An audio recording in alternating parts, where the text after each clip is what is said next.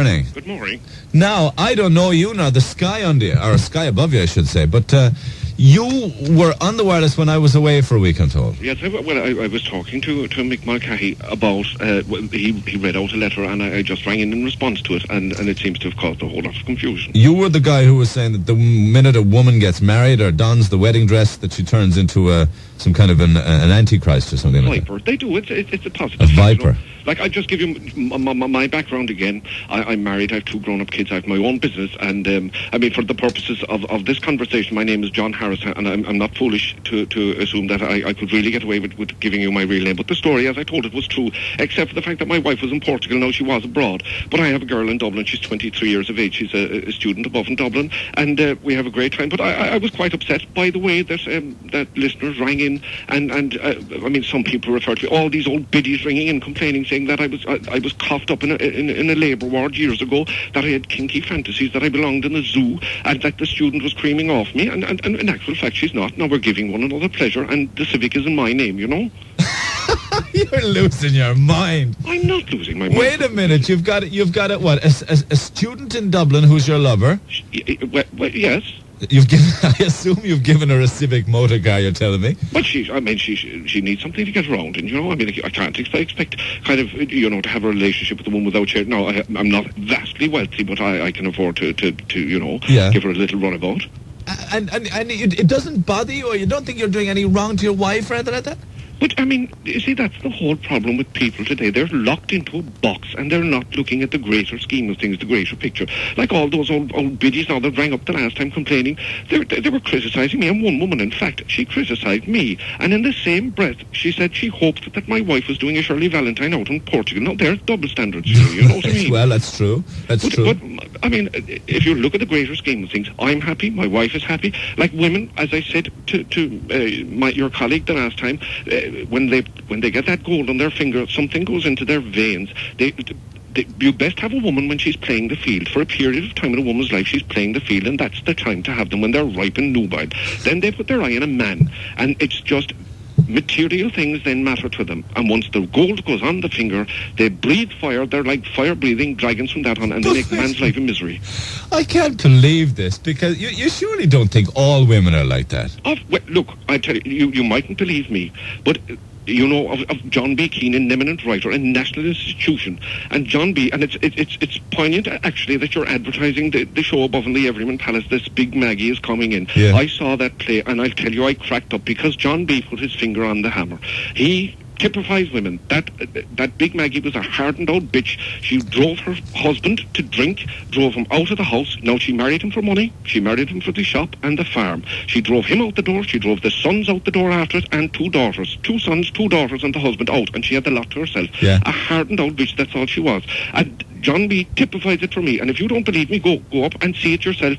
I tell you, you'll break your arse laughing, and it just typifies it. And if you don't laugh, I'll pay for your tickets. I'll tell you that much now for nothing. It just typifies the whole outlook on women, and he put his finger on it. Wait a minute, because people were accusing you of being, wait a while. If people don't understand what I'm talking about by now, they never will. Dave, good morning. Good morning, Neil. How are you? I'm very well, Neil. Actually, I'll tell you a funny thing there now that you were on there. I was listening to your program earlier about travel. Today is my 30th wedding anniversary, and Dorothy and myself went to Benidorm back in '67 when we got married, Neil. Now, it was most unusual to go abroad, but the weather was fantastic, Neil. But, you know, I was playing a lot of rugby at the time, and of course, being red-blooded, we spent the most of the fortnight between the sheets. When we got back to the airport, my father, God rest him now, Popsy we used to call him, was there at the airport waiting to pick us up. And the first thing he said to me, my God, you've got no colour at all, you know? And I was like a pull-through for a rifle, Neil, to tell you the truth. A pull-through for a rifle, yes. And Neil, he said, we had got no colour at all. So, being thinking fast on my feet, I said to him, well, blast it never stopped raining for the period of time we were there, you know. And poor old Dorothy, she blushed up so much that her face was like a traffic light. We adjourned up to the bar for a few jars, and Doherty went to the toilet, and he put his hand on my shoulder and a twinkle in his eye, and he said to me, you're a chip off the old block. And I can tell you, Neil, I had a great fortnight's honeymoon, and it wouldn't have concerned me in the slightest if I was diverted anywhere once I had the old bed. But you seem to be, just like John Harris is here, somewhat demeaning to women. Well, you know, Neil, I think Well, I know now that this is a very, very hard thing to say, but some women, when they get into the 50 bracket, put them down, I'd say. Put them down.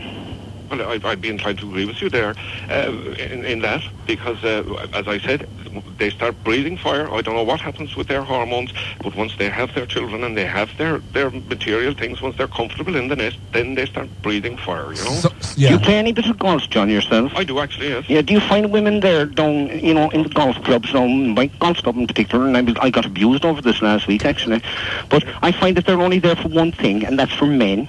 Well, actually, I found out. Well, I know I've met a few ladies on the course now myself, a few young ones, nubile girls again, and they were on the prowl, and even some of the married ones are on the prowl. But my God, I'd stay away from married women. But and even I wouldn't fancy doing any business on my own doorstep.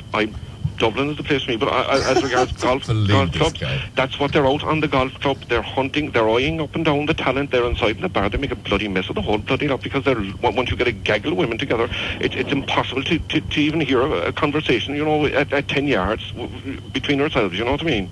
Well, no, John, not all women are like that, but the vast majority of them are. I mean, in fairness, no, I've been happily married for 30 years and I haven't strayed. I have chased, but not strayed. No, you mean you just haven't got lucky, you're saying? No. I actually know, as I speak, I know that Doherty is listening to this program because she's getting her hair done, and she always listens in the hairdresser's there to the thing in the salon. And I can tell you, I have been tempted. Let's be very honest. I'm hale and hearty, and I have been tempted, but I have never strayed. Well, I'll give you one bit of advice now, and even though your wife is listening, I'm sure she'd be open-minded enough in this day and age. There's nothing wrong with having a bit of a flirt or even a little bit of a fling with a woman, I mean, once you can come home for your dinner in the evening, I mean, you can look at the menu, and there's nothing wrong with sampling the menu elsewhere either. You know what I mean? They just have, love is different things to, I mean, I love my car, but I'm not going to jump into bed with it, I love my wife. I'm unlikely to jump into bed anymore with her anyway, but you know what I mean? You can still love your wife and play the field. Do you talk in your sleep, John? I don't. I'm not that I'm aware of anyway. It's an awful risk you're taking, because if you did talk in your sleep, you see, you might mention the name of that lady that you're running in Dublin. But sure, listen, I have so many business contacts, I could easily pass it off as a business contact, for goodness sake, or tell her I was having a nightmare for the old curry or something that I'd eaten, I wouldn't be running any risk. I mean, my wife's that stupid anyway, to be quite honest with you. No, come on. Wait a while, I shouldn't even be laughing. You can't go around saying people are half stupid, particularly when they're your wife. Well, you don't know my wife, no, neither do you. No, but it's insensitive. No, I do, and she's half stupid. It's insensitive and it's demeaning, and it's wrong to talk about women like that. I mean, it's wrong that you've got a young girl in Dublin that you're... What's wrong with it? You're supposed to love your wife and your family, and you're supposed to be... I'm sure I do love them in a very special way, I love them in a special way. She has nothing to want for. She plays her tennis, and she goes to a club for another activity, which I can't mention because I'd be pinpointing myself and shooting myself in the foot. Right. But she has all of that. She has her own car. The kids are grown up.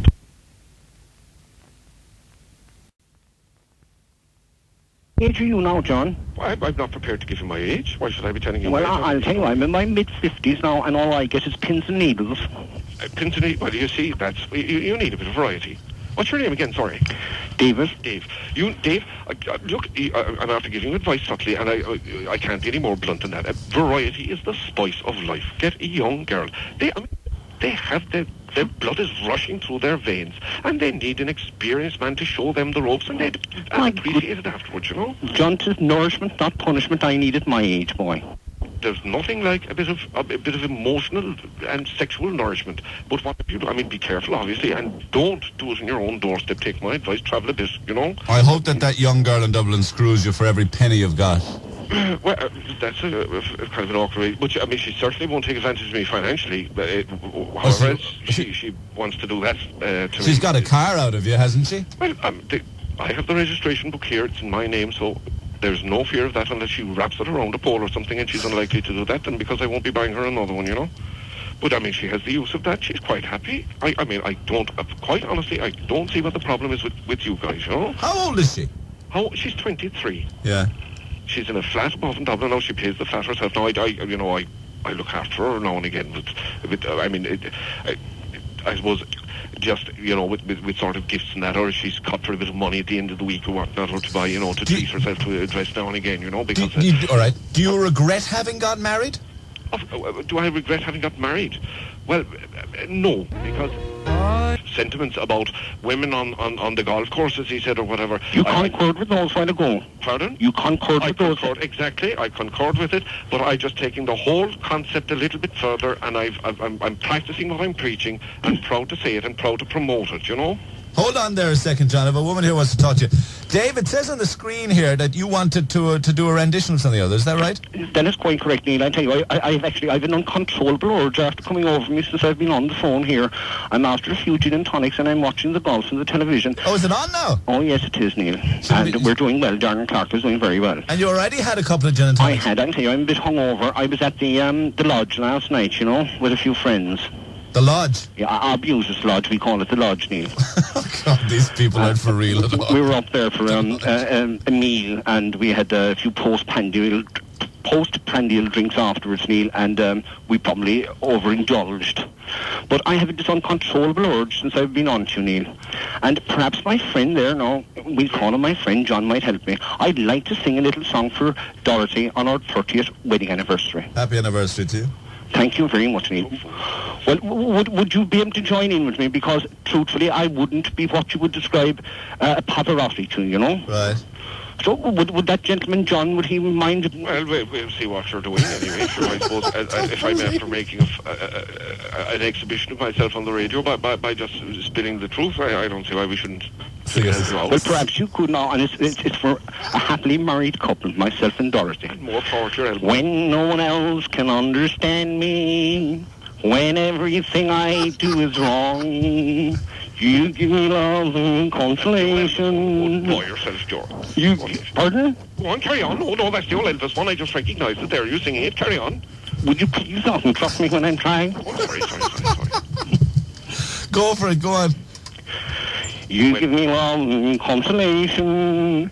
You give me hope to carry on. And you're always there to lend a hand in everything I do. That's the wonder, the wonder of you. And when you smile, the world is brighter. You touch my hand and I'm a king. Your kiss to me is worth a fortune. Your love to me is everything. And I'll never know the reasons why you love in everything I do. Pull the brake up, boy. You pull up the horses. Pardon? You're after going over 4 fences there, and Elvis didn't get to the meat. Listen to the music, boy. Get time. You carry on.